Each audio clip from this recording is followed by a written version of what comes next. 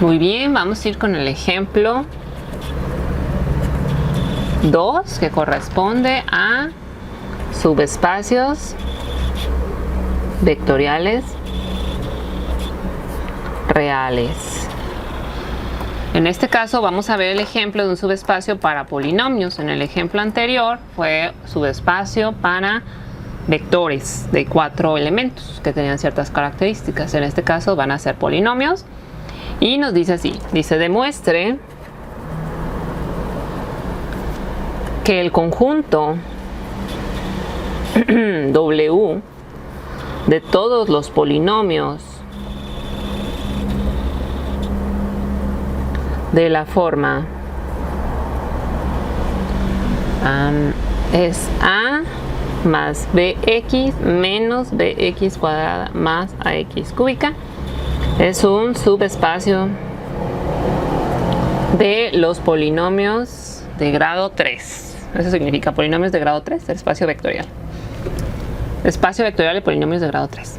Entonces, que los que tienen esta forma, todos esos polinomios conforman un conjunto W, conforman un subespacio vectorial. Vamos a ver.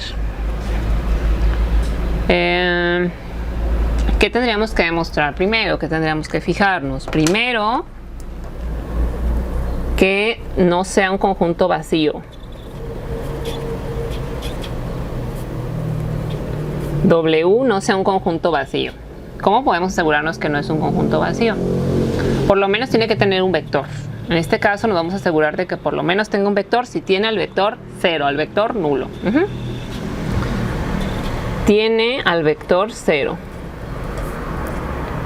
Porque si le damos el valor a A igual a 0 y de B igual a 0, fíjense, nuestro polinomio va a ser un polinomio nulo. O si lo queremos ver como elementos del espacio vectorial, del subespacio vectorial, sería un vector. En este caso el vector es un polinomio. Entonces, si A es 0 y B es igual a 0, ¿cómo nos queda el polinomio? Nos quedaría P de X igual a, me quedaría aquí 0 más 0 por X menos 0 por X al cuadrado más 0 por X al cubo. Entonces, como contiene al vector 0, el W no está vacío. Por lo menos tiene un vector, y es el vector 0. Sí, sí lo tiene, no está vacío. Perfecto. Número 2, la condición 1. Debe cumplir la condición 1, que dice que el vector P de X, en este caso el polinomio P de X, los vectores son polinomios, los elementos, más otro polinomio Q de X que tenga la misma forma, debe darnos un vector, está o pertenece a W. O sea, nos va a generar la suma de estos dos vectores que están en el subconjunto W, nos va a generar otro vector que también esté en el subconjunto W. Y esta es la propiedad de cerradura bajo la suma.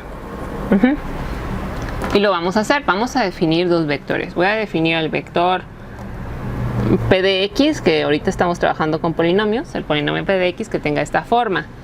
Entonces va a tener la forma A más BX menos BX cuadrada y más AX cúbica.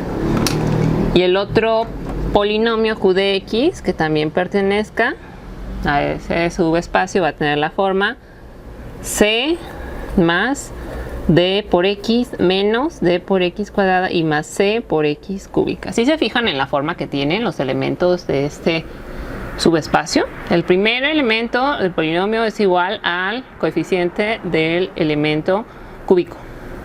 El segundo elemento del lineal es igual al coeficiente del cuadrático, pero con un signo cambiado, multiplicado por menos 1.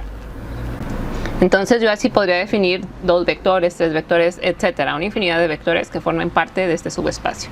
Ahorita nada más necesito dos para comprobar esta condición de la cerradura bajo la suma.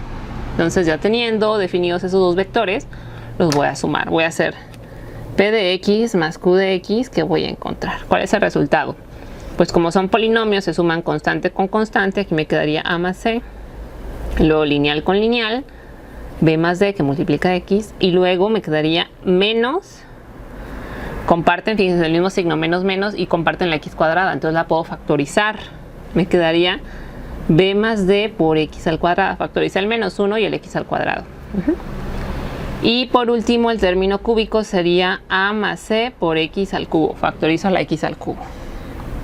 Este nuevo vector que resultó de la suma de dos vectores que están en W, ¿pertenece o está en W en este subespacio? Sí, sí está. ¿Por qué? Porque fíjense, ¿qué forma tiene? El primer elemento del polinomio, el constante, es igual al coeficiente del cúbico, sí cumple. El segundo coeficiente del término lineal es igual al coeficiente del término cuadrático, pero multiplicado por menos 1. Entonces sí cumple la condición. Sí cumple esta condición. Vamos a ir con la condición número 3. El punto número 3, que es la condición de cerradura bajo la multiplicación por un escalar. ¿Qué nos dice esto? Que si yo multiplico un escalar por un vector que pertenezca a este subespacio W, ese nuevo vector que yo obtenga de multiplicar también va a pertenecer al subespacio W. Vamos a ver, vamos a hacer la operación y vamos a ver si es cierto. Entonces aquí voy a poner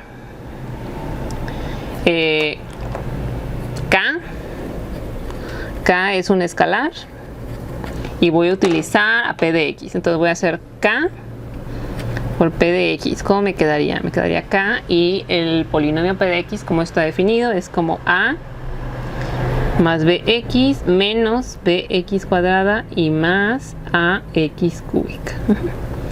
Si lo desarrollo, el escalar por P de X me va a quedar K por A más K por B por X menos K por B por X cuadrada y más K por A por X cúbica.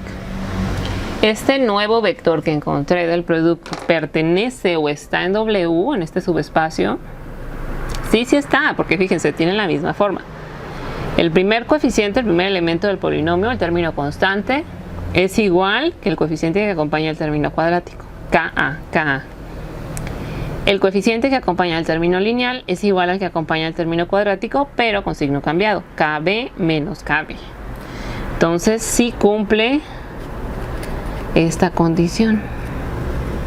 Como cumple las dos condiciones de cerradura bajo la suma y cerradura bajo la multiplicación de un escalar, y además lo primero que verificamos fue que no sea un conjunto vacío W, llegamos a la conclusión de que W es un subespacio de los polinomios de grado 3. Y ya, con esto terminamos este segundo ejemplo de subespacios.